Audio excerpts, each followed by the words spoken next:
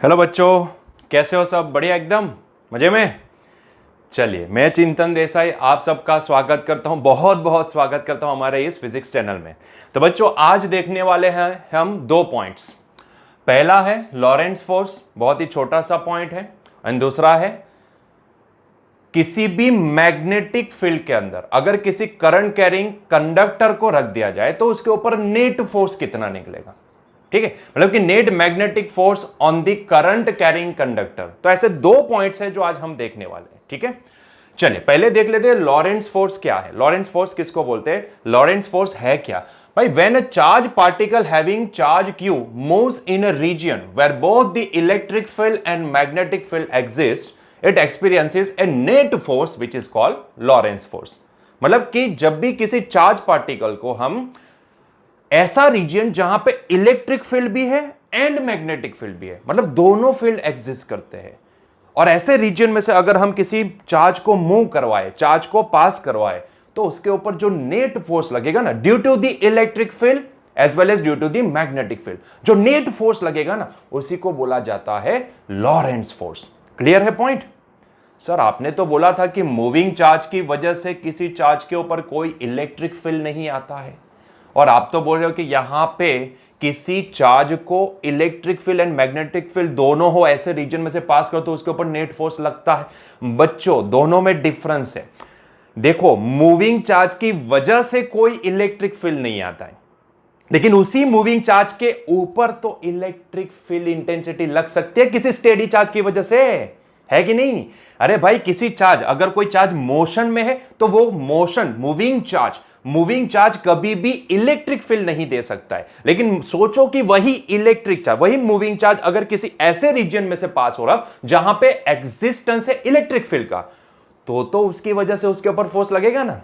किसी third party का electric field अगर इस मूविंग चार्ज के ऊपर आ रहा है तो उसके ऊपर तो फोर्स लग सकता है ना। यस और नो? कोई मूविंग चार्ज इलेक्ट्रिक फील्ड नहीं देता, लेकिन किसी थर्ड पार्टी का इलेक्ट्रिक फील्ड तो इसके ऊपर फोर्स लगा सकता है ना। हम इसकी बात कर रहे हैं, समझ रहे हो? हम इसकी बात कर रहे हैं, दोनों में डिफरेंस है, समझ रहे हो? चलो, तो यहां पे बच्चों हमें पता है कि अगर किसी चार्ज को, देखो चार्ज स्टेडी हो या मोशन में हो, अगर किसी चार्ज को आप किसी इलेक्ट्रिक फील्ड के अंदर आप मूव करवाओ या फिर कहीं पे स्टेडी रखो जहां पे किसी का इलेक्ट्रिक फील्ड है, तो due to that electric field उसके ऊपर एक फोर्स लगता है, और उसको हम बोलते हैं इलेक्ट्रोस्टैटिक फोर्स। ठीक है बच्चों, यहां पे क्या है? एक तो चार्ज मूविंग है और वो ऐसे रीजन में से पास हो रहा है जहां पे दोनों फील्ड है। तो बच्चों यहां पे ड्यू टू दी, देखो ध्यान से, ड्यू टू इलेक्ट्रिक फील्ड,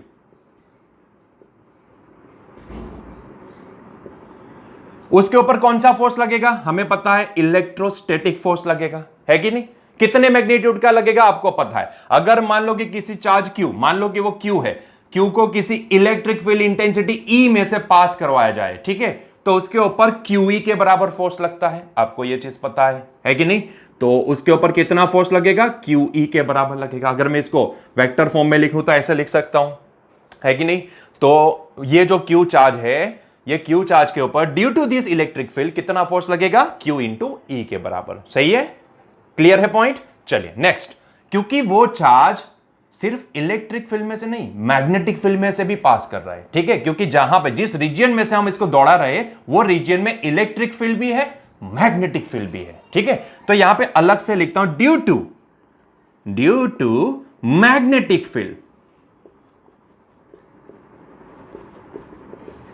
बच्चों सोचो, उसके ऊपर मैग्नेटिक फोर्स कितना लगता है? क्योंकि वो मोशन में है, उसके पास v वेलोसिटी है, तो उसके ऊपर कितना फोर्स लगेगा? तो उसके ऊपर लगेगा, अभी ये देख चुके हैं, q v vector cross product with b vector. है कि नहीं? है कि नहीं? अच्छा, यहां पे क्या बोला स्टेटमेंट में? स्टेटमेंट बोला it experiences a net force called Lorentz force. Net force मतलब कि इलेक्ट्रिक फील्ड की वजह से इतना फोर्स लग रहा, मैग्नेटिक फील्ड की वजह से इतना फोर्स लग रहा, दोनों का नेट, मतलब कि दोनों को ऐड कर दो, वो हो जाएगा हमारा क्या? लॉरेंट्ज फोर्स। है कि नहीं? तो टोटल लॉरेंट्ज फोर्स की बात करें, लॉरेंट्ज फोर्स कितना लगेगा, या फिर इसको हम नेट फोर्स भी बोल सकते हैं, एफ नेट। ठीक है, वो कितना लग सकता है? तो हमें पता है static force plus magnetic force के बराबर। स्टैटिक फोर्स कितना है, क्यू ई वेक्टर के बराबर। मैग्नेटिक फोर्स कितना है, Q V vector cross product with B vector के बराबर। तो मैं यहां पे लिख सकता हूं ये जो नेट फोर्स लगेगा ना बच्चों, वो कितना होगा, क्यू को आप कॉमन ले सकते हो, यहां पे ब्रैकेट में हम लिखेंगे E vector plus V vector cross product with B vector. क्या ये रिलेशन सही है, देख लो, इन दोनों का क्रॉस प्रोडक्ट वेक्टर आएगा, वेक्टर का वेक्टर के साथ एडिशन वेक्टर ही आता है, तो फाइनल आंसर भी क्या आएगा, वेक्टर ही आएगा। ठीक है, क्लियर है, छोटा सा पॉइंट है, छोटा सा पॉइंट है। देखो फिर से मैं आपको वो रिमाइंड करवा देता हूं कि भाई मूविंग चार्ज अपने सराउंडिंग में कभी इलेक्ट्रिक फोर्स या इलेक्ट्रिक फील्ड नहीं प्रोवाइड करता है, लेकिन किसी थर्ड पार्टी का जो अगर वहां पे इलेक्ट्रिक फील्ड आ रहा है तो वो तो मूविंग चार्ज के ऊपर अपना फोर्स लगा सकता है, यस और नो। एक होता है मूविंग चार्ज की वजह से कितने फील्ड जनरेट होते हैं, तो हमें पता है कि सिर्फ एक ही फील्ड जनरेट हो सकता है, एंड वो कौन सा है, मैग्नेटिक फील्ड। वो कभी अपने सराउंडिंग में इलेक्ट्रिक फील्ड नहीं दे सकता, क्योंकि हमने बोला था कि पर्टिकुलर लेंथ में नेट चार्ज कितना हो जाता है, 0। ठीक है, तो वो तो फील्ड नहीं प्रोवाइड कर सकता इलेक्ट्रोस्टैटिक फील्ड। लेकिन अगर मान लो कि वो जहां से पास हो रहा है, वो वायर जहां पे है, करंट कैरिंग कंडक्टर जहां पे, वहां पे मान लो कि किसी थर्ड चार्ज का वहां पे इलेक्ट्रिक फील्ड है, तो वो फील्ड तो इसके ऊपर फोर्स लगा सकता है ना, है कि नहीं। हम वो फोर्स की बात कर रहे हैं, ठीक है, हम वो फोर्स की, मतलब कि कोई एक मूविंग चार्ज किसी external electric field, magnetic field दोनों एग्जिस्ट है वहां पे, ऐसे रीजन में से पास हो रहा है, तो उसके ऊपर दोनों फोर्स लगेंगे, इलेक्ट्रिक फोर्स भी लगेगा, मैग्नेटिक फोर्स भी लगेगा। तो इसका नेट कितना आएगा, ये, यस और नो, इसी को बोला जाता है लॉरेंट्ज फोर्स, है कि नहीं। कई बार क्या होता है कि यहां पे अगर मान लो कि वहां पे इलेक्ट्रिक फील्ड एग्जिस्ट नहीं करता है, इलेक्ट्रिक फील्ड का एग्जिस्टेंस नहीं है, सिर्फ मैग्नेटिक फील्ड है, तो यही लॉरेंट्ज फोर्स में क्या हो जाएगा, क्यू का वैल्यू 0 हो जाएगा, तो हमारे पास क्या बचेगा, Q V vector cross product B vector. इसीलिए हमने जो देखा था ना, इसके आगे वाला जो फोर्स था ना, जहां पे हमने देखा था कि किसी मूविंग चार्ज के ऊपर कितना मैग्नेटिक फोर्स लग सकता है, उसी को भी लॉरेंट्ज फोर्स बोला जा सकता है। क्योंकि तब क्या था, हमने सिर्फ एग्जिस्टेंस किसका लिया था, हमने सोचा था, हमने माना था कि वहां पे वो जिस रूम में से, जिस रीजन में से हम उसको क्रॉस करें, वहां पे सिर्फ मैग्नेटिक फील्ड है, इलेक्ट्रिक फील्ड नहीं था। ठीक है, तो तब हम बोल सकते हैं कि हाँ, तब ये लॉरेंट्ज फोर्स कितना होगा, तो मैग्नेटिक इलेक्ट्रिक फील्ड तो है ही नहीं वहां पे, तो इलेक्ट्रिक फोर्स कितना होगा, 0 बचा ये। ठीक है, तो 0 प्लस दिस, तो इतना बचेगा, तो उसको भी आप लॉरेंट्ज फोर्स बोल सकते हो। ठीक है, क्लियर है पॉइंट। तो ये हो गई बात लॉरेंट्ज फोर्स की, देख लो जल्दी से, देख लो, कोई डाउट तो नहीं है ना, क्लियर है एकदम। चलिए, वेरी गुड, तो बढ़ते हैं आगे। तो ये हो गया छोटा सा लॉरेंट्ज फोर्स, बहुत ही सिंपल है। अगर किसी चार्ज को हम ऐसे रीजन में से दौड़ाए जहां पे इलेक्ट्रिक फील्ड भी है, मैग्नेटिक फील्ड भी है, दोनों फील्ड एग्जिस्ट करते हैं, तो उसके ऊपर दोनों फोर्स लगेंगे। ठीक है, एक इलेक्ट्रोस्टैटिक फोर्स भी लगेगा और दूसरा मैग्नेटिक फोर्स भी लगेगा। क्लियर है पॉइंट, बहुत ही सिंपल सा पॉइंट है। ठीक है, क्लियर हुआ पॉइंट। चलिए आगे बढ़े नेक्स्ट। तो आज का जो मेन इंटेंशन है, जो मेन टॉपिक है, वो देखते हैं। ठीक है, हाँ, क्या देखने वाले हैं हम लोग, ध्यान से देखते जाओ, आपको समझ में आता जाएगा। और कैसा है, सब बढ़िया, एकदम मजे में, एंजॉय कर रहे हो सब, बहुत ही बढ़िया। चलो, तो हमारा जो टॉपिक है वो बहुत ही सिंपल है।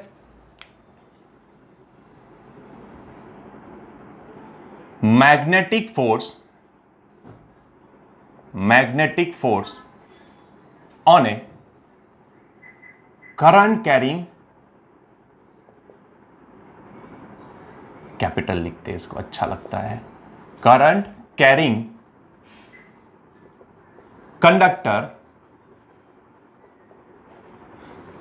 ड्यू टू, या फिर इन, ड्यू टू लिखते हैं, ड्यू टू यूनिफॉर्म, बहुत ही इंपॉर्टेंट, यूनिफॉर्म मैग्नेटिक फील्ड।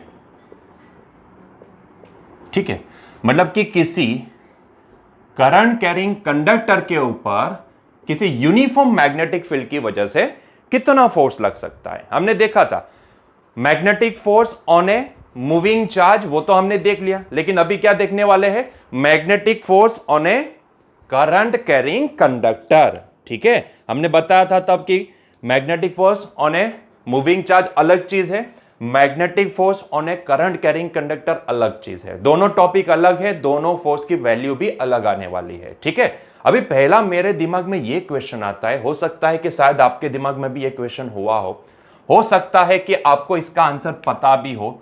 तो अगर पता है तो हमें बताओ। मान लो बच्चों, क्योंकि हमने यहां पे यूनिफॉर्म मैग्नेटिक फील्ड लिया है ना, यूनिफॉर्म मैग्नेटिक फील्ड, आपको पता है कि यूनिफॉर्म इलेक्ट्रिक फील्ड कैसे ड्रॉ करते हैं, पैरेलल लाइंस। ठीक है, तो यहां पे मैग्नेटिक फील्ड को भी हम पैरेलल लाइन से ड्रॉ कर दे। मान लो बच्चों ये है हमारा यूनिफॉर्म मैग्नेटिक फील्ड। ठीक है, यूनिफॉर्म मैग्नेटिक फील्ड, ध्यान से देखते जाए।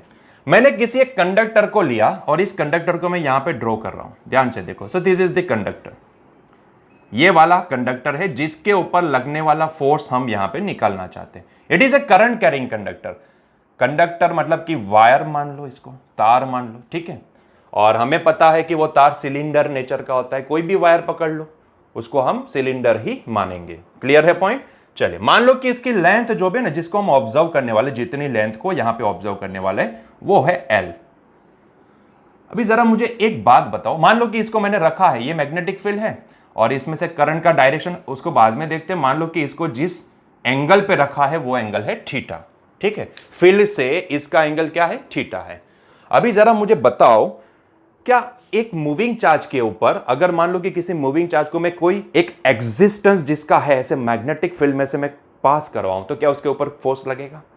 लगेगा कि नहीं लगेगा? से यस और नो।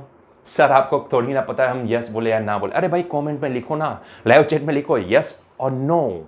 अगर हां तो यस, अगर ना तो नो। चलो आ जाओ। देखो, एटमॉस्फेयर ना लाइव होना चाहिए, मतलब कि ऐसे क्या ऐसे मरे हुए बैठे रहते हो। आओ यहां पे कन्वर्सेशन में जुड़ो हमारे साथ, मजा आएगा आपको। चलो आ जाओ यहां पे। हाँ, बात कर रहे थे एक चार्ज की। मान लो कि किसी एक चार्ज को मैं मैग्नेटिक फील्ड में एंटर करवाऊं, ठीक है, तो क्या उसके ऊपर फोर्स लगेगा? जी बिल्कुल लगेगा, आपको पता है। ठीक है, अगर आपने इसको पैरेलल या एंटी पैरेलल एंटर नहीं करवाया हो तो डेफिनेटली उसके ऊपर मैग्नेटिक फोर्स लगेगा। ठीक है, कितना लगेगा मैग्नेटिक फोर्स वो भी आपको पता है, कितना? Q into V vector cross B vector के बराबर, या फिर मैं बोल सकता हूं मैग्नीट्यूड उसका Q V B sine theta, वो भी आपको पता है कि नहीं? वो तो एक चार्ज के ऊपर था ना। मान लो मैंने एक करंट कैरिंग कंडक्टर ले लिया, let's say it is a conductor, ये मेरा कंडक्टर है, मान लो कि ये कंडक्टर है। अभी करंट कैरिंग कंडक्टर बोला ना, करंट कैरिंग कंडक्टर का मतलब क्या होता है? इसमें से करंट का फ्लो हो रहा है, इसमें से करंट का फ्लो हो रहा है। यस और नो? करंट कैरिंग कंडक्टर का मतलब क्या है? इसमें से करंट का फ्लो हो रहा है, मतलब कि इसमें से चार्ज का फ्लो है। चार्ज का flow, rate of flow of charge ही तो क्या बोला जाता है? करंट। और हमने बोला कि करंट कैरिंग कंडक्टर मतलब कि इसमें से चार्ज का फ्लो हो रहा है। अभी देखो यहां पे तो बहुत सारे झुंड ऑफ चार्ज बहुत सारे चार्ज ना यहां पे मूव करेंगे ना, बहुत सारे चार्ज एक साथ मूव करेंगे। तो सोचो एक चार्ज अगर मूविंग है तो उसके ऊपर due to the magnetic field Q into V vector cross B vector के बराबर फोर्स लग सकता है। तो यहां तो बहुत सारे चार्ज है ना, क्या हर एक चार्ज के ऊपर फोर्स लगेगा कि नहीं लगेगा? क्योंकि सारे चार्ज जो भी होंगे वो क्या होंगे? मूविंग होंगे, है कि नहीं? सारे चार्ज मूविंग होंगे, इसी को तो करंट बोलते हैं ना। Flow of charge is nothing but the yes current, है कि नहीं? तो करंट का मतलब होता है कि बहुत सारे चार्ज मूव करेंगे। तो इसमें से मान लो कि इलेक्ट्रॉन्स है, इलेक्ट्रॉन ये डायरेक्शन में फ्लो कर रहे हैं, मान लो इलेक्ट्रॉन ये डायरेक्शन में फ्लो कर रहे हैं, ठीक है, सारे इलेक्ट्रॉन ये डायरेक्शन में फ्लो कर रहे हैं। वैसे उसकी मोशन कैसे होती है? जिगजैग वाली, वो आपको पता है, हमने करंट इलेक्ट्रिसिटी में देखा था, ठीक है, डिटेल में देखा था कि चाहे अगर एक्सटर्नल फील्ड लगाए कि नहीं लगाए, थर्मल वेलोसिटी भी उनके पास है, तब भी उनकी मोशन तो जिगजैग ही होती है। यस और नो? लेकिन दिखाने के लिए हम ऐसा दिखा सीधा, मान लो कि यहां पे हमने कुछ बैटरी वगैरह लगा दिया है, तो यहां पे पॉजिटिव टर्मिनल ऑफ बैटरी है, तो उसकी वजह से यहां पे उनकी मोशन हो रहा है। अभी हुआ ये कि भाई ये कंडक्टर में से करंट का मस्त फ्लो चल रहा है और हमने इसको कहां पे, ये सारा सेटअप है ना, उसको कहां पे प्लेस कर दिया? किसी एक्सटर्नल मैग्नेटिक फील्ड में। किसी और का मैग्नेटिक फील्ड यहां पे है, वहां पे मैंने ये सेटअप को प्लेस कर दिया। क्या होगा अभी इसके ऊपर? क्योंकि एक चार्ज है तो इसके ऊपर फोर्स लगेगा, क्योंकि वो मूविंग है। तो यहां पे तो बहुत सारे चार्ज होंगे ना, 1 2 3 4 5 इलेक्ट्रॉन थोड़ी ना होंगे, जितने भी फ्री हो सकते थे वो सारे इलेक्ट्रॉन फ्री होंगे। तो फ्री इलेक्ट्रॉन करंट की डायरेक्शन के अपोजिट में मूव करेंगे, उसके अपोज में हमारा होल पॉजिटिव चार्ज जिसको मानते हैं, जिसको पॉजिट्रॉन भी बोला जा सकता है, ठीक है, तो वो पॉजिट्रॉन जो भी होंगे या होल, इनको मान लेते हैं पॉजिटिव चार्ज, वो उनके अपोजिट डायरेक्शन में फ्लो होंगे। किसके? इलेक्ट्रॉन की, मतलब कि करंट की डायरेक्शन में फ्लो होंगे, है कि नहीं? यस और नो? तो यहां पे तो एक चार्ज थोड़ी ना है, बहुत सारे चार्ज है ना। तो एक चार्ज के ऊपर अगर फोर्स लग सकता है तो इन सबको इंडिविजुअल देखो ना, तो सभी के ऊपर फोर्स लगेगा कि नहीं लगेगा? या सुनो, सारे चार्ज मोशन में है ना, तो अगर इसके ऊपर लग सकता है तो इसके ऊपर भी लग सकता है, इसके ऊपर भी लगे, अरे जितने फ्री इलेक्ट्रॉन्स होंगे सबके ऊपर फोर्स लगेगा क्योंकि सारे मोशन में होंगे, है कि नहीं? अरे यार, तो हमें यही तो निकालना है कि भाई तो ये कंडक्टर में जितने भी इलेक्ट्रॉन, मुझे नहीं पता कितने इलेक्ट्रॉन फ्री हुए, ठीक है, मुझे नहीं पता है, लेकिन मुझे ये निकालना है। तो फिर एक चार्ज के ऊपर Q V vector cross B vector के बराबर फोर्स लग सकता है, तो ये सारे जितने भी फ्री इलेक्ट्रॉन्स हैं उन सबको मिला के ये पूरे कंडक्टर के ऊपर कितना फोर्स लग सकता है वो हमें निकालना है। दैट्स इट, इतना ही करना है। समझ रहे हो पॉइंट? समझ में आया क्या निकालना चाहते हैं हम? सर फिलहाल तो कुछ, अरे यार क्या निकालना चाहते हैं हम क्या निकाल, किसी करंट कैरिंग कंडक्टर के ऊपर किसी यूनिफॉर्म मैग्नेटिक फील्ड की वजह से कितना फोर्स लग सकता है, क्योंकि वो जो कंडक्टर होगा ना उसमें एक चार्ज का फ्लो नहीं होगा, बहुत सारे चार्ज फ्लो कर रहे होंगे, ठीक है। अभी सोचो एक चार्ज के ऊपर अगर फोर्स लग सकता है तो दूसरे चार्ज के ऊपर भी लगेगा ना, क्योंकि सारे चार्ज क्या होंगे, मूविंग होंगे ना, moving charge, flow of charge ही तो करंट बोला जा सकता है, ठीक है। तो सारे चार्ज के ऊपर फोर्स लगेंगे, तो हमें यही तो निकालना कि तो ये कंडक्टर में से जितने चार्ज फ्लो कर रहे हैं सभी के ऊपर इंडिविजुअल देखा जाए तो सभी के ऊपर फोर्स लग रहा है due to the magnetic field, है कि नहीं? मान लो कि यहां पे मैंने इन सबको किसी ऐसे इनसाइड मैग्नेटिक फील्ड में प्लेस कर दिया है, ठीक है, तो इनकी वजह से, इनका वजह से यहां पे एक चार्ज के ऊपर सारे चार्ज के ऊपर इंडिविजुअली देखोगे, हाँ इसके ऊपर भी फोर्स लगा, इसके ऊपर भी फोर्स लगा। देखो देखो देखो, तो डायरेक्शन देखो, इसके डायरेक्शन के हिसाब से आप देख सकते हो कहां पे लगेगा, नीचे नीचे नीचे नीचे नीचे, ठीक है, नीचे नीचे। देखो ना देखो ना देखो, डायरेक्शन ऑफ इलेक्ट्रॉन, इलेक्ट्रॉन की बात करो, डायरेक्शन ऑफ इलेक्ट्रॉन देखो, हाँ ये देखिए, अच्छा उंगलियों को इनसाइड, तो देखो यहां पे फोर्स जो भी लगेगा इसके ऊपर कहां पे लगेगा, नीचे, इसके ऊपर भी देखोगे तो कहां पे, नीचे, इसके ऊपर, इसको, अरे देखो ना सभी को इंडिविजुअली देखो तो सभी के ऊपर फोर्स लगेगा, या सुनो, और हमें यही तो निकालना है। ये सारे चार्ज कहां पे, कंडक्टर के अंदर है ना, तो अगर सारे इलेक्ट्रॉन के ऊपर फोर्स लग सकता है, मैग्नेटिक फोर्स लग सकता है, तो कहीं ना कहीं मैं बोलूंगा कि ये कंडक्टर के ऊपर फोर्स लग रहा है कि नहीं? कंडक्टर के ऊपर फोर्स लग रहा है, और वही कंडक्टर के ऊपर कितना फोर्स लग रहा है वो मुझे निकालना है, वो मुझे निकालना है। आई बात समझ में क्या निकालना चाहते हैं? क्लियर हुआ पॉइंट? क्या निकालना चाहते हो, यस और नो? अरे यार ब्रुम ब्रुम ब्रुम ब्रुम ब्रुम ब्रुम, चलो, तो मतलब कि टोटल कंडक्टर की इतनी लेंथ के ऊपर या फिर टोटल कंडक्टर के ऊपर टोटल कितना फोर्स लगेगा वो मुझे निकालना है। मुझे इंडिविजुअल नहीं देखना है कितने सारे इलेक्ट्रॉन्स होंगे यहां पे, सबको थोड़ी ना देखने जाऊंगा कि भाई इसके ऊपर इतना, इसके ऊपर इतना, इसके ऊपर इतना। अरे भाई मुझे एक फॉर्मूला चाहिए।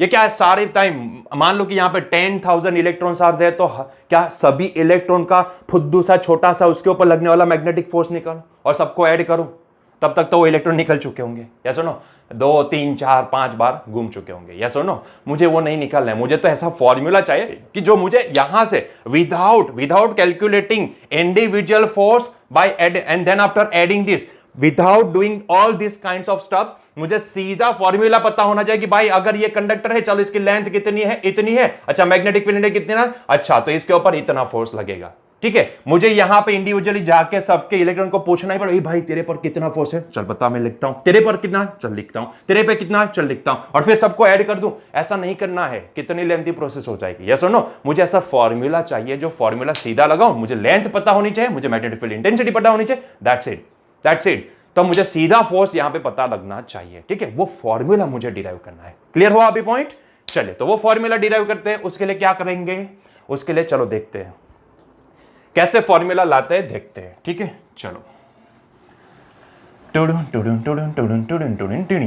अच्छा बच्चों, अच्छे बच्चों की तरह यहां पे आ जाओ। बच्चों इसको डिराइव करने के लिए ना हम एक काम करते हैं, इसका छोटा सा सेक्शन लेते हैं, क्योंकि मुझे नहीं पता होगा कि इसमें से कितने इलेक्ट्रॉन्स फ्लो करेंगे। मान लो कि एक करंट कैरिंग कंडक्टर ही है, मतलब कि लाइव कंडक्टर है, लाइव वायर है, मतलब कि इसमें से चार्ज का फ्लो हो रहा है। सर कैसे, ओपन सर्किट है तो कैसे चार्ज का फ्लो होगा, आप बताओ हमको। अरे भाई अज्यूम कर लो कि बहुत ही बड़ी एक सर्किट थी, सर्किट में एक वायर था, उसके इतने टुकड़े को हम ऑब्जर्वेशन में ले रहे हैं। अज्यूम करो ऑब्जर्वेशन में ले, बाकी इसमें से करंट का फ्लो है, मस्त सर्किट वगैरह कनेक्टेड है, लेकिन ऑब्जर्वेशन इसके ऊपर है, तो इतनी लेंथ को ही हम फोकस में लेंगे, ठीक है। फोकस इतनी लेंथ पे करेंगे, बाकी वो सर्किट का ही एक हिस्सा है, ऐसा समझ लो, करंट उसमें से फ्लो कर रहा है, ठीक है। चले, तो मान लो बच्चों की करंट की डायरेक्शन है ना, वो ये है, current is flowing in this direction. मान लो ये डायरेक्शन में करंट का फ्लो हो रहा है, यस और नो। अच्छा, क्लियर है ना, फोकसिंग वगैरह, ठीक है, बढ़िया। चलो, तो इसका मतलब यह होता है कि जिस डायरेक्शन में करंट का फ्लो होता है उसकी अपोजिट डायरेक्शन में इलेक्ट्रॉन का फ्लो होता है, और करंट की जो डायरेक्शन होती है उसी डायरेक्शन में पॉजिटिव चार्ज का फ्लो होता है, जिसको हम क्या बोल सकते हैं, vacant seat of electron. Due to the electron जो भी खाली जगह पड़ी अपनी ऑर्बिट में से निकल चुके थे, जिसको हम होल बोलते हैं, या फिर बोलना हो तो पॉजिट्रॉन बोल सकते हैं, या सुनो। तो हम ये मान लेंगे यहां पे कि क्योंकि यहां पे जो फॉर्मूला में डिराइव करूंगा ना, वहां पे मैं पॉजिट्रॉन का यूज करूंगा, मतलब कि होल का यूज करूंगा, ठीक है। क्योंकि कहीं ना कहीं इलेक्ट्रॉन के पास तो नेगेटिव चार्ज होता है ना, तो फोर्स का जो भी फॉर्मूला हम लगाएंगे वहां पे क्यू, वो जो माइनस आ जाएगा, ठीक है। तो माइनस में थोड़ा कंफ्यूजन वगैरह रहता है, तो हम एक काम करेंगे, यहां पे हम क्या मानेंगे, इलेक्ट्रॉन की जगह पे उसकी अपोजिट डायरेक्शन में फ्लो करने वाले पॉजिटिव चार्ज, मतलब कि होल, मतलब कि पॉजिट्रॉन को यहां पे कंसीडर करेंगे, ठीक है। यस और नो, फॉर्मूला डिराइव करने के लिए। तो सोचो यहां पे करंट की डायरेक्शन ये है, तो इसका मतलब ये होता है कि इलेक्ट्रॉन का फ्लो ये डायरेक्शन में होगा, ठीक है, जिसको हम E माइनस से डिनोट करेंगे, और होल जिसको हम पॉजिट्रॉन बोलते हैं, जिसको हम E प्लस से डिनोट करेंगे, उसका फ्लो करंट की डायरेक्शन में होगा, ठीक है। अभी हमें इतना तो पता है कि कोई करंट कैरिंग कंडक्टर उसकी पर्टिकुलर लेंथ को अगर आप यहां पे कंसीडर करोगे तो उतनी लेंथ में हमें पता है जितने फ्री इलेक्ट्रॉन्स होंगे उतने ही यहां पे पॉजिटिव चार्ज होगा, मतलब कि उतने ही वैकेंट सीट होगी, उतने ही होल होंगे, उतने ही पॉजिट्रॉन होंगे, है कि नहीं, यस और नो। अरे भाई वो तभी तो वो यहां पे किसी चार्ज को रखने पे यहां पे कोई इलेक्ट्रिक फील्ड जनरेट नहीं कर सकता है, इसके ऊपर इलेक्ट्रिक फोर्स नहीं लगा सकता है, क्योंकि इसका नेट चार्ज पर्टिकुलर लेंथ में कितना होता है, 0। जितने पॉजिटिव होते उतने ही यहां पे नेगेटिव चार्ज यहां पे एग्जिस्ट करते उतनी लेंथ में। कभी भी आप ऑब्जर्व करोगे तभी तो यहां पे मूविंग चार्ज कभी भी अपने सराउंडिंग में स्टैटिक प्रॉपर्टी नहीं प्रोवाइड करता है कि नहीं, यस और नो। तो हम यहां पे मान लेंगे कि हम यहां इलेक्ट्रॉन को नहीं देखेंगे, क्योंकि जो करंट की डायरेक्शन है ना, उसी डायरेक्शन में हम पॉजिटिव चार्ज का फ्लो मानते हैं, तो इसको मिटा देते हैं, इसको नहीं देखेंगे। हम किसको देखेंगे, हम पॉजिट्रॉन को देखेंगे, ठीक है, हम इसको देखेंगे, और इसको देख के हम यहां पे ऑब्जर्वेशंस निकालेंगे, ठीक है। तो बच्चों पहले मुझे यह बताओ कि मान लो यहां पे कहीं पे कोई एक पॉजिटिव चार्ज है, पॉजिट्रॉन, एक पॉजिट्रॉन है, मान लो वो यहां कहीं पे है।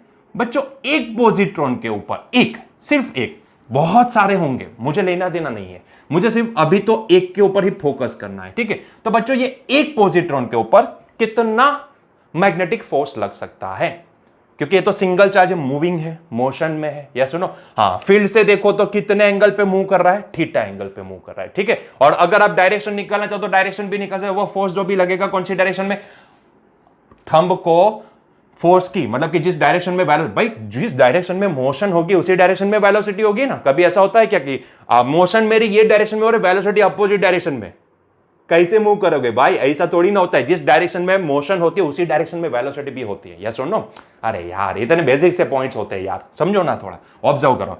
तो ये एक पॉजिट्रॉन के ऊपर कितना फोर्स लग सकता है, अभी एक की ही बात करते हैं, फिर पूरे लेंथ की बात करेंगे, ठीक है। ये लेंथ में जितने भी पॉजिट्रॉन होंगे उन सब की बात करें। तो पहले मैं यहां पे लिखता हूं एक पॉइंट, मैग्नेटिक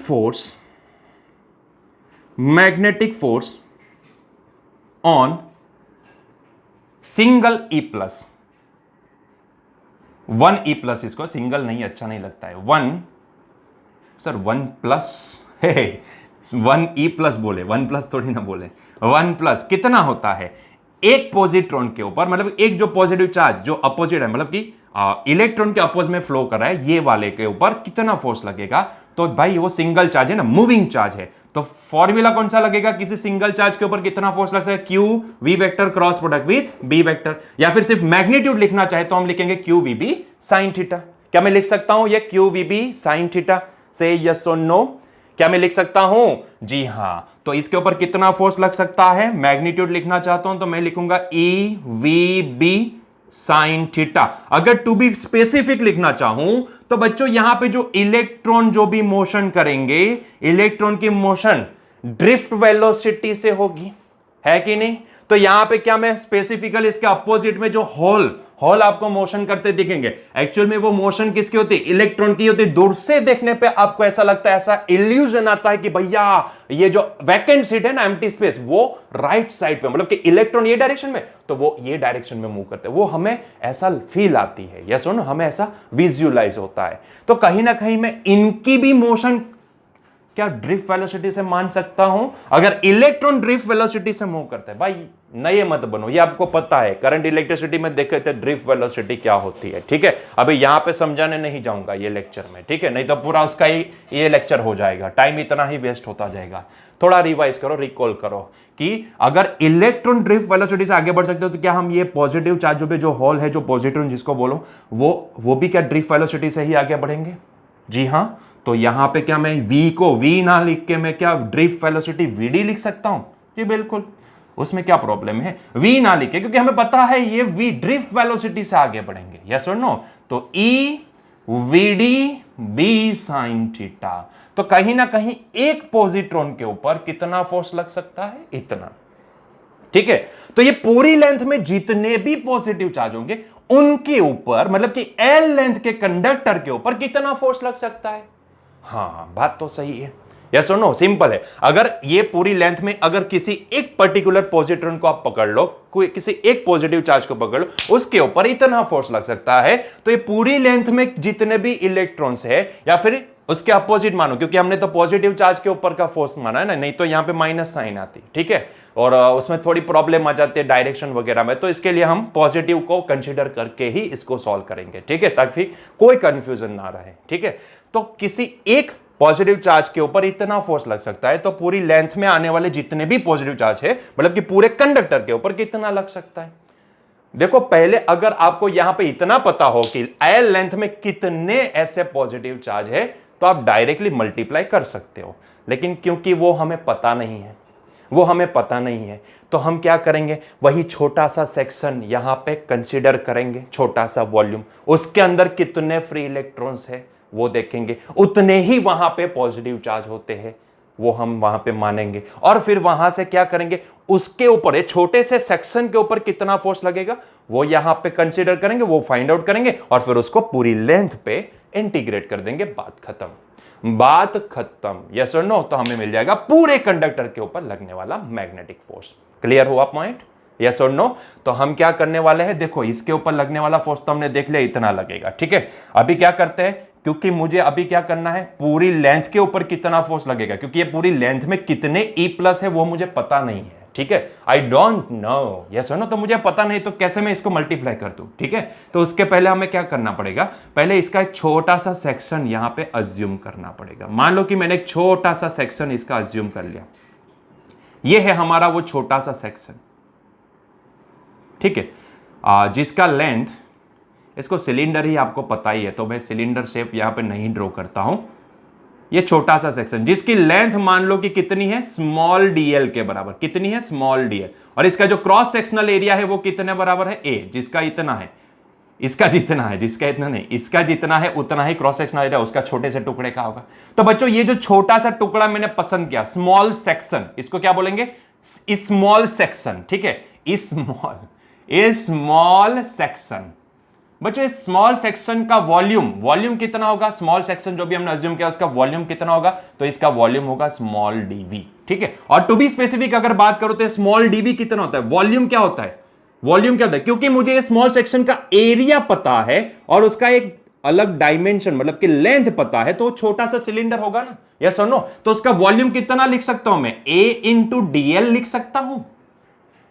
नहीं समझ में आया? अरे भैया वॉल्यूम क्या होता है, एरिया इंटू वन डायमेंशन, ऐसा भी तो लिख सकते हैं। मुझे क्यूब का वॉल्यूम निकालने में क्या करो, लेंथ इंटू लेंथ, यस और नो। अभी लेंथ को मैं एरिया बोल दूं तो ये क्या हो जाएगा, एरिया इंटू लेंथ, बोल सकते कि नहीं। तो अल्टीमेटली वॉल्यूम को क्या लिख सकते हैं, area into another dimension, yes और नो, ये भी तो लिख सकते हैं ना, क्योंकि मुझे इसका ये जो छोटा सा फुद्दू सा मैंने जो टुकड़ा सिलिंड्रिकल छोटा सा सेक्शन मैंने अज्यूम किया ना, मतलब कि ये वायर है, तो उसका एक छोटा सा टुकड़ा पसंद कर लो जिसकी लेंथ कितनी हो, छोटी सी dl, तो वो भी एक छोटा सा सिलेंडर बनेगा।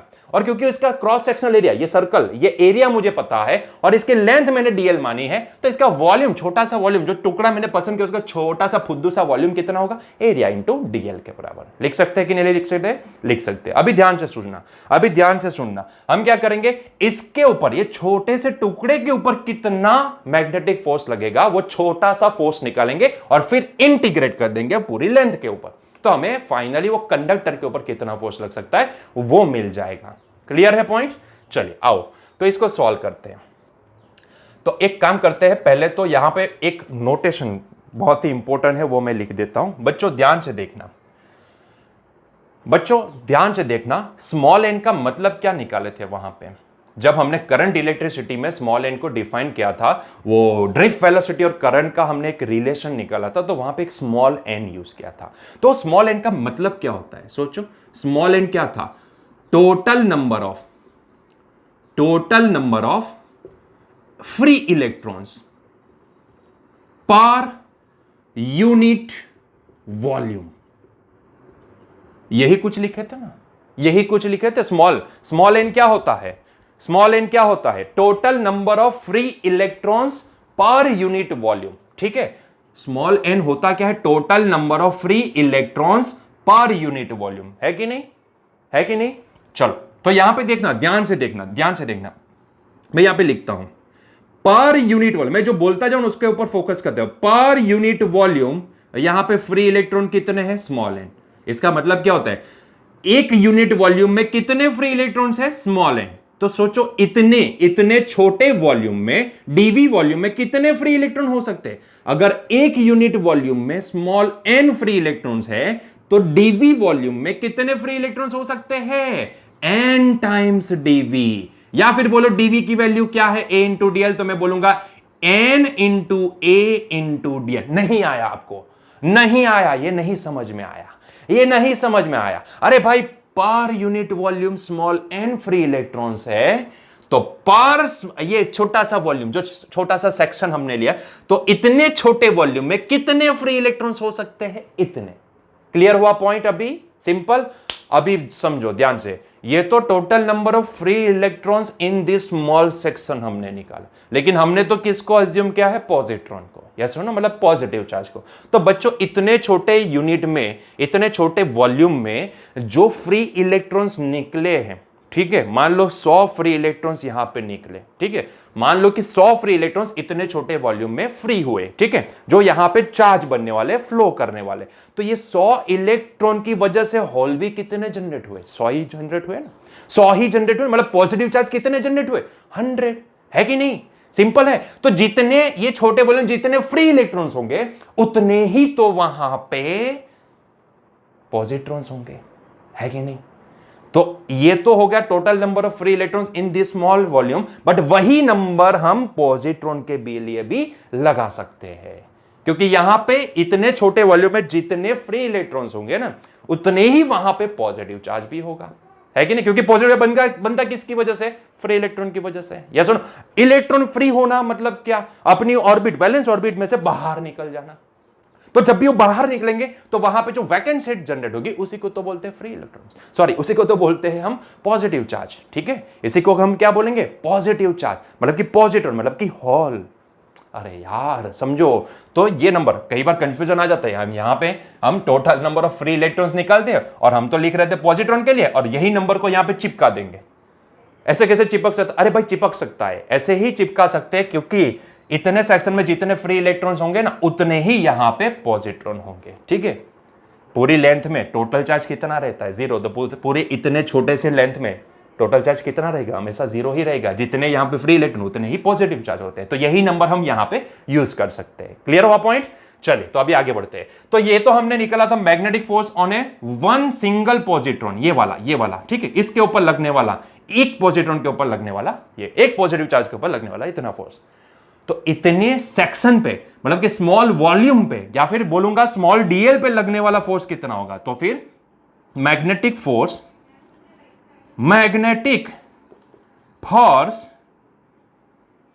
ऑन किसके ऊपर? DL length, on DL length, जिसको हम स्मॉल डीएफएम, छोटा सा फुद्दू सा चार्ज लगे, छोटा सा फुद्दू सा फोर्स लगेगा। ठीक है, छोटा सा सेक्शन है, इतना छोटा सा सेक्शन है, तो उसमें जितने भी यहां पे नंबर ऑफ हमारे पास पॉजिटिव चार्ज होंगे, उनके ऊपर लगने वाला फोर्स कंपेयर टू ये पूरे कंडक्टर तो बहुत ही छोटा सा होगा ना। ऐसे छोटे छोटे टुकड़े के ऊपर लगने वाला छोटे छोटे फोर्स से ही तो पूरे कंडक्टर के ऊपर लगने वाला फोर्स बनता है कि नहीं? तो यहां पे छोटे टुकड़े के ऊपर लगने वाला फोर्स कितना होगा? छोटा सा डीएफएम। कितना लिख सकते हैं हम? कितना लिख सकते हैं? तो भाई एक चार्ज के ऊपर इतना लग सकता है, तो यहां पे चार्ज कितने हैं? इतने। तो इतने चार्ज के ऊपर कितना लग सकता है? इतने चार्ज के ऊपर इसको मल्टीप्लाई कर दो, उतना लग सकता है। अरे यार, एक चार्ज के ऊपर इतना फोर्स, तो इतने चार्ज के ऊपर कितना फोर्स? सिंपल, कितना होगा? इसको मल्टीप्लाई कर दो ई से, ठीक है? तो ये हो जाएगा एन, अच्छा ई को बाद में लिखे क्या? हाँ ठीक है, N A D L into E V D B sine theta के बराबर। नहीं समझ में आया? नहीं समझ? बोलो बोलो, फिर से बोलो। एक चार्ज, एक पॉजिटिव चार्ज के ऊपर इतना फोर्स लग सकता है, तो क्योंकि ये डीएल लेंथ में कितने चार्ज है? इतने। तो इतने चार्ज के ऊपर कितना फोर्स लग सकता है? तो total number of charge multiply by this force, ठीक है? एक के ऊपर जितना लगेगा उतना ये टोटल नंबर के साथ मल्टीप्लाई कर दो। सिंपल है यार, सिंपल है, बहुत ही आसान है। चलो ठीक है, तो इसको थोड़ा ढंग से लिखते हैं, डीएल को ना पीछे ले जाते हैं, पिच्चू ले जाने का भाई, पिच्चू, ठीक है? तो ये हो जाएगा N A E V D, N A E V D, और ये हो गया B sine theta into DL, ठीक है? N A V E V D B sine theta into DL, थोड़ा लंबा है इसलिए, ठीक है? तो चलो, इतने छोटे टुकड़े के ऊपर लगने वाला फोर्स हमें यहां से मिल चुका है। क्लियर हुआ इतना पॉइंट? यहां तक क्लियर है क्या? यहां तक क्लियर है क्या? ठीक है, तो आगे बढ़े क्या? तो ये तो हो गया छोटे से सेक्शन के ऊपर, ये छोटा सा जो सेक्शन है हमारा उसके ऊपर लगने वाला फोर्स, ठीक है? लेकिन मुझे तो पूरी लेंथ पे चाहिए, मुझे तो ये कंडक्टर की पूरी लेंथ पे लगने वाला फोर्स चाहिए। तो magnetic force on the L length कितना होगा? तो कुछ नहीं करेंगे, हमने ऐसा अज्यूम किया कि भाई ये कंडक्टर, उसको ऐसे छोटे छोटे डीएल सेक्शन में डिवाइड किया था, तो हमने अभी क्या करना है? पूरी लेंथ के ऊपर इंटीग्रेट कर लेना है, बात खत्म, ठीक है? बात खत्म हो जाएगी। तो मैं यहां पे लिखूंगा मैग्नेटिक फोर्स, अच्छे से लिखते हैं, magnetic force on L length क्या होगी? जिसको हम एफएम बोलेंगे, ठीक है? वेक्टर नहीं लगाएंगे क्योंकि हम तो अभी मैग्नीट्यूड निकालना चाहते हैं। तो एफएम क्या होगा? इंटीग्रल डीएफएम होगा, ठीक है? इंटीग्रल डीएफएम नीचे आ जाएगा क्या? मैं देख लेता हूं यहां पे, हाँ जगह है। तो इंटीग्रल डीएफएम, इसको हम क्या लिखेंगे? It is nothing but integral, सारी वैल्यू को यहां पे प्लेस करो, N A E V D B sine theta into DL, into DL, ठीक है? अभी देखो, drift velocity of electron constant होती है, बाहर आ सकती है। Area of that cross section वो भी कांस्टेंट है। कहीं ऐसा थोड़ी ना कि चार्ज का फ्लो होने से कंडक्टर का एरिया क्रॉस सेक्शनल है, मतलब कि ये सर्कल, ये सिलेंडर है ना, तो इसको ऐसे देखोगे तो ये क्रॉस सेक्शनल एरिया हो जाएगा, ठीक है? तो वो थोड़ी बढ़ता या कम होता है, ऐसा तो नहीं होता है ना, वो तो कांस्टेंट ही रहता है। तो एरिया भी constant. E charge of electron वो भी तो कांस्टेंट रहता है। नंबर ऑफ इलेक्ट्रॉन्स या फिर बोलो number of positive charge in that particular length, वो भी तो वहां पे कांस्टेंट रहते, तभी तो हम मान सकते हैं कि इतनी लेंथ में जितने total number of negative charge होंगे उतने ही total number of positive charge, मतलब कि इतनी लेंथ पे नेट चार्ज कितना हो सकता है? जीरो। तभी तो वो इलेक्ट्रिक प्रॉपर्टी शो नहीं, सॉरी स्टैटिक प्रॉपर्टी शो नहीं करता है, ठीक है? तो वो भी तो कांस्टेंट हो जाएगा, ठीक है? बी मैग्नेटिक फील्ड हमने यूनिफॉर्म इसीलिए तो माना था। यूनिफॉर्म का मतलब क्या होता है? Constant field. इसका मतलब क्या होता है? Constant field. तो इसीलिए ये भी तो बाहर निकल जाएगा। साइन थीटा, कंडक्टर जिस एंगल के ऊपर रखा हुआ है वो एंगल ऐसे रोटेट थोड़ी ना होना है, अभी तो नहीं होना ना, अभी जब हम कैलकुलेट करने वाले हैं तब तो उसको आप कांस्टेंट मान सकते हो, ठीक है? तो इसको भी आप बाहर निकाल सकते हो। तो बचा क्या? डीएल, मतलब कि कुछ भी नहीं, सारी चीजें तो बाहर आ जाएगी। नीचे जगह है कहा? नीचे जगह है कहा? हाँ है, एक यहां पे लाइन आ जाएगी। सो यहां हम N A E V D into B into sine theta को बाहर निकाल सकत और ई हो जावे 1 dl। बच्चों 1 dl क्या होता है? 1 का एल के रिस्पेक्ट में इंटीग्रेशन क्या हो जाएगा? एल। तो बच्चों यहां पे फाइनली मैं यहां पे लिखता हूं, ठीक है? बाकी का जो भी है वो यहां पे लिखता हूं। तो इसके बाद हाँ बच्चों, ये एफएम क्या आ जाएगा? FM magnitude of that particular force acting on this conducting wire is nothing but equal to, बीच में आ रहा है यार ये वायर, ठीक है? चलो आ जाओ, कहां कहां घूम रहे हैं, चलो। तो ये हो जाएगा N A E into V D into B into sine theta into 1 का इंटीग्रेशन एल के रिस्पेक्ट में क्या आया? लेंथ एल, ठीक है? ठीक है, क्लियर है?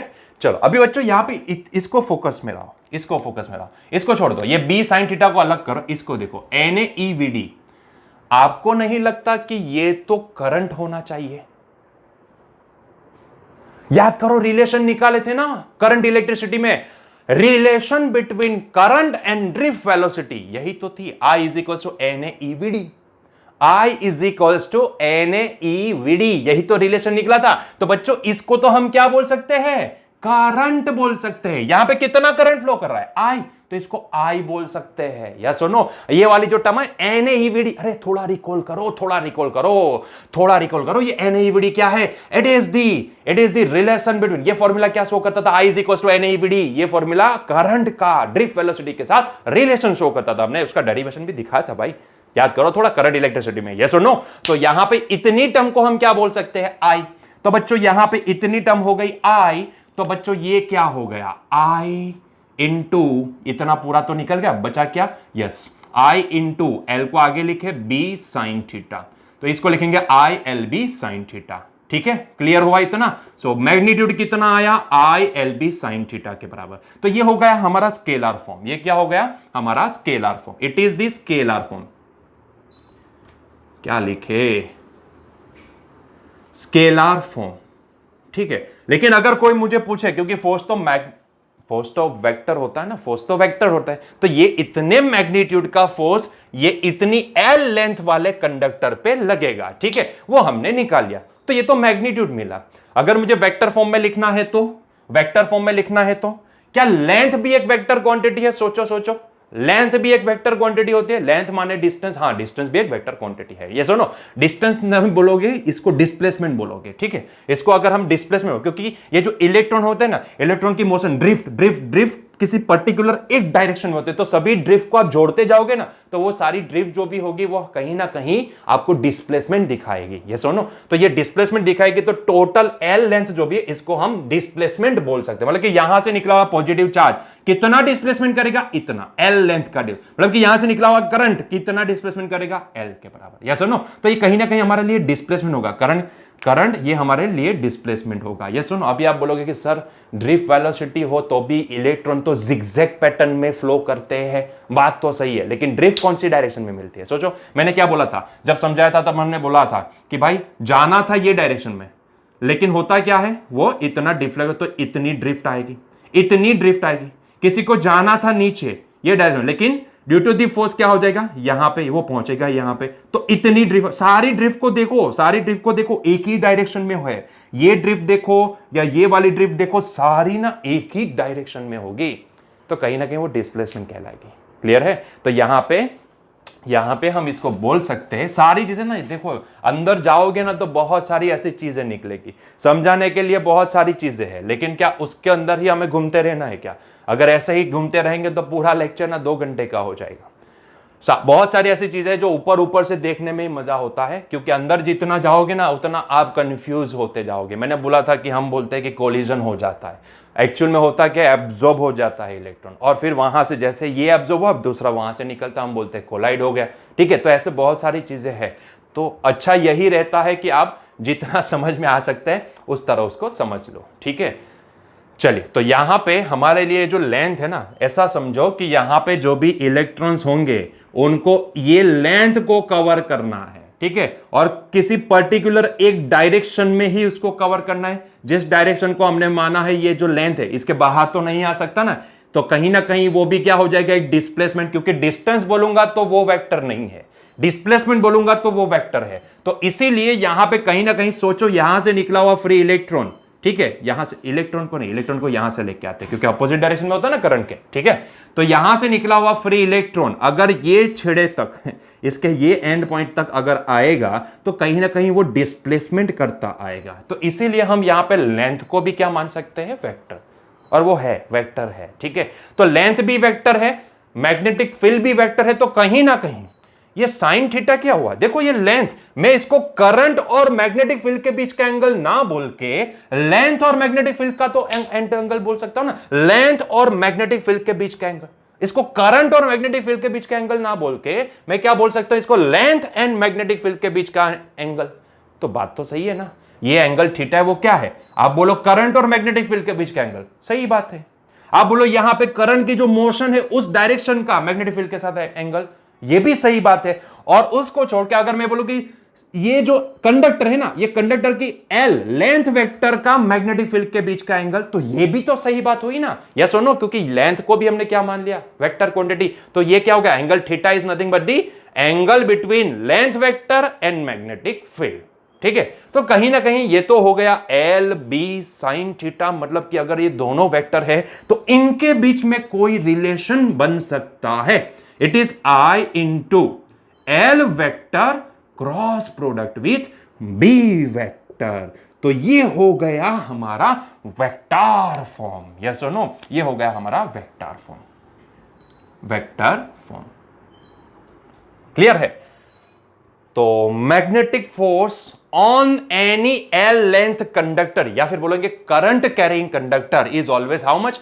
I into L vector cross product with B vector. ठीक है, क्लियर हुआ पॉइंट? तो ये हो गया उसका वेक्टर फॉर्म। तो इतना फोर्स लग सकता है किसी करंट कैरिंग कंडक्टर के ऊपर। ठीक है, अगर सिंगल चार्ज होता तो कितना लग सकता है? Q V vector cross product with B vector. अगर वो चार्ज का झुंड है, मतलब कि पूरा एक करंट कैरिंग कंडक्टर है, तो उसके ऊपर कितना फोर्स लग सकता है? I into L vector cross product with B vector. Clear हुआ पॉइंट?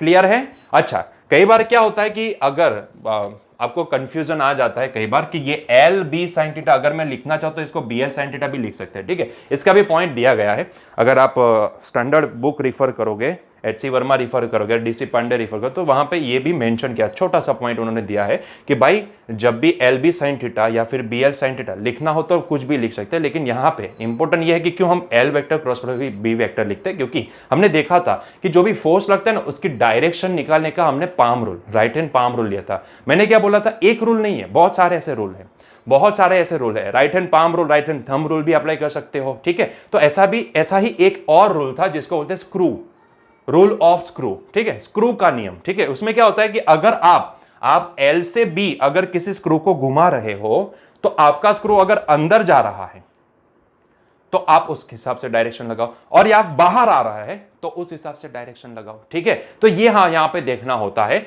कि सोचो यहां पे कौन सा सही रिलेशन आ सकता है कि B vector cross product with L vector, क्योंकि हमें पता है कि A vector cross product with B vector must be equal to minus B vector cross product with A vector. तो अगर मैं इसको ये लिखना चाहूं तो ये पॉसिबल नहीं है, क्रॉस प्रोडक्ट में वो रिलेशन सही नहीं है। अगर मैं लिखना चाहूं कि A vector dot product with B vector is equal to B vector dot product with A vector, तो ये सही रिलेशन है, इन दोनों के बीच में सही रिलेशन है। ठीक है, लेकिन यहां पे लिखना चाहूं तो मुझे आगे माइनस लिखना पड़ेगा, मैं it is equal to this नहीं लिख सकता, आगे माइनस, मतलब कि डायरेक्शन चेंज हो जाएगी। माइनस का मतलब क्या होता है? वेक्टर के केस में माइनस का मल्टीप्लीकेशन मतलब कि डायरेक्शन का चेंज, तो यहां पे तो डायरेक्शन चेंज हो जाएगी। तो कहीं ना कहीं आपको यह देखना है कि यहां पे अगर मैं किसी स्क्रू को, पहले तो हमारा राइट हैंड पाम रूल लगा के यहां पे देख लेते हैं कि फोर्स कौन सी डायरेक्शन में ये कंडक्टर के ऊपर लग सकता है। तो यहां पे यही रूल पाम रूल ही लगाना है। अभी यहां पे वेलोसिटी नहीं, क्या है? लेंथ है, तो लेंथ की डायरेक्शन में मैं लेंथ नहीं बोलूंगा, मैं बोलूंगा कि करंट की डायरेक्शन में आपका थंब रखो, ये उंगलियों को मैग्नेटिक फील्ड की डायरेक्शन, तो पाम क्या दिखाएगी आपको?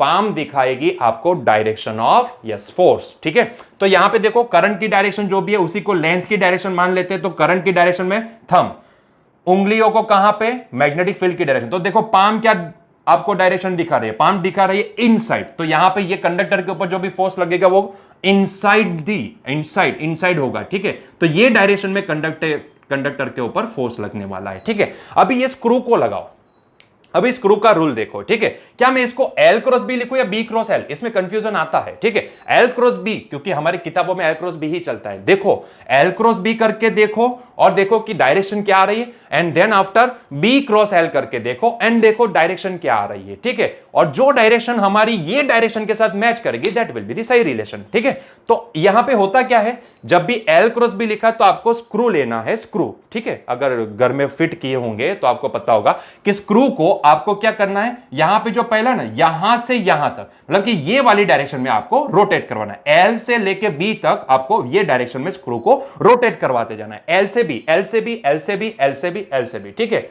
आपका स्क्रू अगर अंदर जाएगा तो डायरेक्शन होगी फोर्स की इनसाइड। अगर आपका स्क्रू बाहर आ रहा है, पता है ना, कब अंदर जाता है कब बाहर आता है, ठीक है, इतना तो पता है ना। इसीलिए मैं ना स्क्रू का रूल नहीं लगाता। काफी बच्चे ऐसा बोलेंगे सर हमने कभी स्क्रू फिट नहीं किया, हम थोड़ी ना कारपेंटर है, हम थोड़ी ना इलेक्ट्रिशियन है, तो इसीलिए ना मैं हमेशा ये स्क्रू वाला जो भी रूल है ना वो अप्लाई नहीं करवाता हूं, ठीक है। मैं हमेशा राइट हैंड पाम रूल ही अप्लाई करवाता हूं, क्योंकि इतना तो पता होता है पाम रूल में, ठीक है। इसमें शायद कंफ्यूजन आ जाए। तो यहां पे आपको ये देखना है कि अगर मैं एल क्रॉस बी करूं तो मेरा स्क्रू कौन सी डायरेक्शन को पॉइंट आउट कर रहा है, और अगर मैं बी क्रॉस ए करूं, बी क्रॉस एल, तो इसका मतलब क्या होता है, बी से लेके एल, बी से लेके एल, बी से लेके एल, मुझे यहां पे उसको रोटेट करवाना है, ठीक है, बी क्रॉस एल, ठीक है। तो बी से लेके एल मुझे रोटेट करवाना, पहला है वहां से दूसरे की ओर जाना है, ठीक है। तो देखो जरा ध्यान से देखो, अगर मैं एल क्रॉस बी करूं तो एल क्रॉस बी में देखो स्क्रू क्या कौन सी डायरेक्शन में जाएगा, अंदर जाएगा कि बाहर जाएगा, उसको देखो ध्यान से। तो एल से बी मुझे स्क्रू को रोटेट कर, ये हुआ एल, ये हुआ बी, एल बी मतलब कि स्क्रू को ऐसे ऐसे ऐसे ऐसे ऐसे रोटेट करना, ठीक है, ऐसे रोटेट करना। सोचते जाओ, ऐसे ऐसे ऐसे घुमाओगे, ये स्क्रू है और मैं इसको ऐसे ऐसे ऐसे घुमाऊं, ठीक है, ऐसे ऐसे देखो, घुमाते जाओ घुमाते जाओ घुमाते जाओ घुमाते जाओ, क्या होगा, स्क्रू अंदर जाएगा, स्क्रू अंदर जाएगा। देखो देखो सोचो, एल से बी, एल से बी, एल से बी। सोचो आपके पास एक स्क्रू ड्राइवर है, स्क्रू को फिट कर रहे हो, आप ऐसे ऐसे घुमा रहे हो, ऐसे ऐसे घुमा रहे हो, तो क्या होगा, अंदर आएगा कि बाहर आएगा, अंदर जाएगा, अंदर जाएगा। You are rotating in the clockwise direction, देखो, तो वो अंदर जाएगा, या सुनो। और जैसे अगर मैंने बी क्रॉस एल लिया, मतलब कि बी से एल, बी से एल, बी से एल, तो आप उसको उल्टा घुमाओगे, उल्टा घुमाओगे, उल्टा घुमाओगे, उल्टा, स्क्रू क्या होगा, बाहर आएगा, एंटी क्लॉकवाइज डायरेक्शन में, ठीक है। अभी जो हमें डायरेक्शन मिली वो क्या है, इनसाइड है। हमें जो डायरेक्शन मिली वो क्या है, इनसाइड है। तो इनसाइड डायरेक्शन को मैच करने के लिए क्या मुझे एल क्रॉस बी लेना पड़ेगा कि बी क्रॉस एल लेना पड़ेगा, सोचो सोचो। अगर मैं बी क्रॉस एल लूंगा तो स्क्रू तो बाहर आता दिखेगा, बी से एल, बी से एल, बी से एल, तो ये तो स्क्रू बाहर आएगा, डायरेक्शन तो गलत दिखा देगा। और अगर मैं एल से बी देखूं, एल क्रॉस बी करूं, तो देखो डायरेक्शन क्लॉकवाइज, एल से बी, एल से बी, एल से भी स्क्रू अंदर जाएगा, डायरेक्शन सही दिखा रहा है। तो इसीलिए यहां पे सही रिलेशन क्या आएगा, L vector cross B vector, B vector cross L vector, यहां पे आपको ऑपोजिट डायरेक्शन दिखा देगा, जो गलत हो जाएगी, जो गलत हो जाएगी। क्लियर हुआ पॉइंट। तो इसीलिए यहां पे हम L vector cross product with B vector लेते हैं, ठीक है। तो ये हो गई हमारी magnetic force on a current carrying conductor due to the uniform magnetic field की बात, ठीक है। तो यहां पे हमने क्या देखा, किसी भी कंडक्टर के ऊपर कितना फोर्स लग सकता है, जब भी हम किसी कंडक्टर को किसी मैग्नेटिक फील्ड के अंदर प्लेस करें तो उसके ऊपर कितना फोर्स लग सकता है, उसकी बात हमने की यहां पे, ठीक है। अभी लास्ट पॉइंट बच्चों, यही पॉइंट जहां पे हमने वहां पे भी देखा था कि भाई इसका मैक्सिमम मैग्नीट्यूड कितना हो सकता है एंड मिनिमम वैल्यू, ये जीरो कब होगा, पहले तो ये बताओ। क्या लेंथ जीरो हो सकती है किसी कंडक्टर की, नहीं।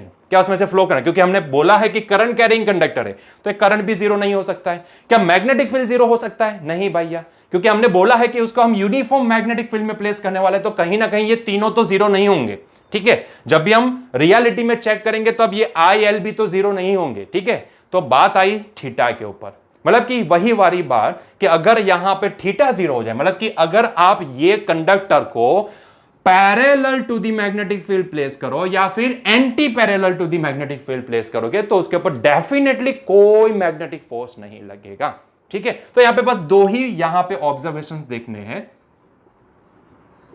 ऑब्जर्वेशंस, दो ही ऑब्जर्वेशन, आखिरी पॉइंट है, ध्यान से देख लो।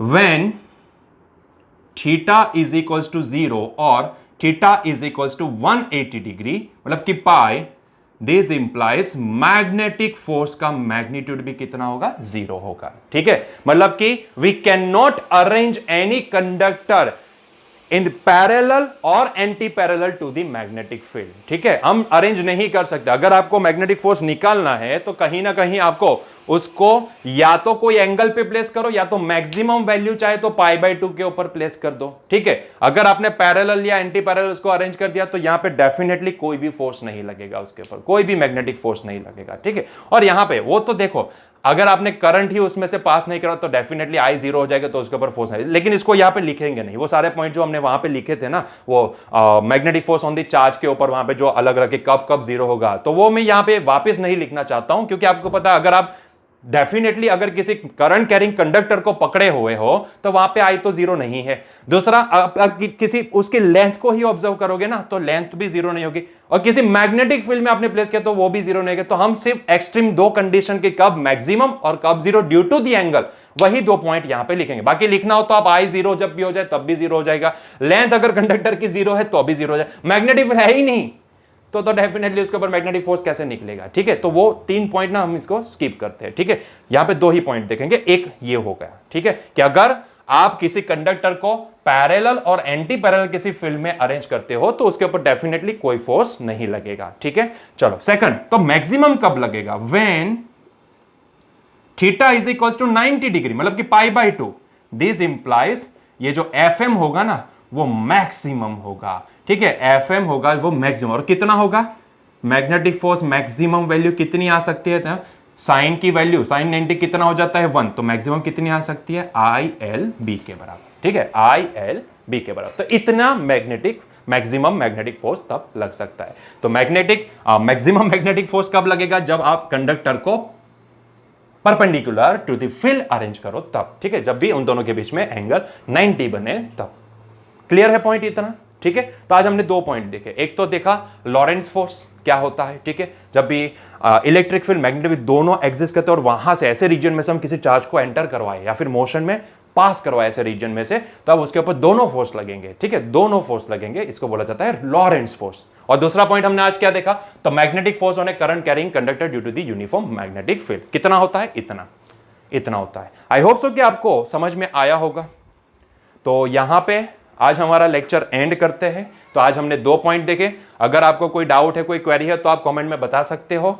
बाकी अगर आपको हमारा वीडियो, वही वाली स्टोरी वापस वही वाला सेंटेंस रिपीट करता, अगर आपको हमारा वीडियो पसंद आता है तो प्लीज लाइक कर दो।